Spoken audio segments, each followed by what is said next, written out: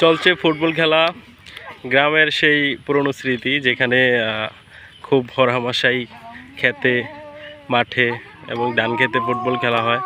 একদম কাদা মেখে চৌচির হয়ে প্রকৃতি আর সেই ফুটবল খেলা একসাথে উপভোগ করার জন্য এমন মাঠগুলা খুবই চমৎকার।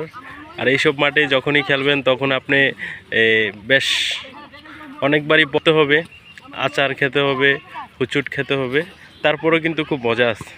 এখানে একটা মজা আছে। আর একটা মজার ব্যাপার হচ্ছে এখানে সবাই খুব কমফোর্ট ফিল করছে খেলে, কারণ সবাই এখানে ফুটবল প্রেমী, ফুটবলকে ভালোবেসেই তাদের এই ফুটবল খেলার প্রতি আকর্ষণ।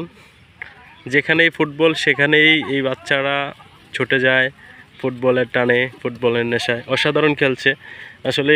এখান থেকেই তৈরি হয় আমাদের আস্তে আস্তে হাঁটি হাঁটি পা পা করে ন্যাশনাল টিমে খেলার মতো খেলোয়াড়। যারা এই মাঠে ময়লাযুক্ত কাদা মাঠে যারা ভালো খেলতে পারে, তারা এক সময় ভালো ট্রেনিং নিতে পারলে একটা সময় তারা আস্তে আস্তে তাদের স্কিলটা ডেভেলপ করে জাতীয় দলেও চান্স পেতে পারে। সেই জায়গা থেকে এখানের ছেলেদের দম অনেক বেশি। যারা এরকম মাঠে ঘাটে খেলতে পারে, ওরা প্রচুর দৌড়াইতে পারে, হাঁপায় না, এবং তারা খুব ভালো খেলে একটা সময়।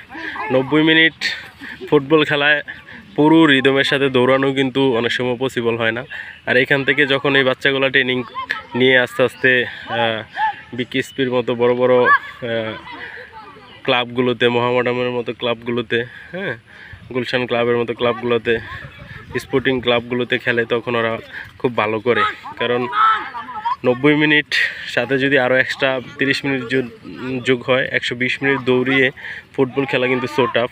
সবার শারীরিক যে সক্ষমতা এটা অনেক সময় থাকে না। আর যে বাচ্চারা ছোটোবেলা থেকে এরকম ফুটবল খেলেই বড় হয়, তারা একটা সময় এটা খুব সহজে আয়ত্ত করতে পারে। চমৎকার পাসিং, এবং সবাই সহনশীল পর্যায়ে খেলছে, এবং সেই সুন্দর, সেই চিরচেনা